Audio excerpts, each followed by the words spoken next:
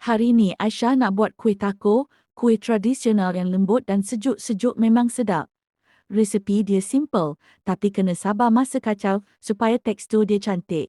Kuih taco ni istimewa sebab ada dua lapisan bawah manis pandan, atas lemak santan, gabungan manis dan masin tu yang buat dia tak muak. Jom kita mula.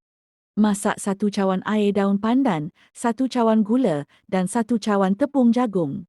Masuk 4 cawan air dan sedikit pewarna hijau. Masak sehingga pekat likat. Masak sehingga adunan kelihatan berkilat. Tuang adunan hijau ke dalam acuan daun pandan. Untuk bahagian atas pula, kita perlu masak 1 kotak kecil santan, 1 cawan tepung jagung. Masuk 1 sudu tepung beras, 4 cawan air dan secubit garam.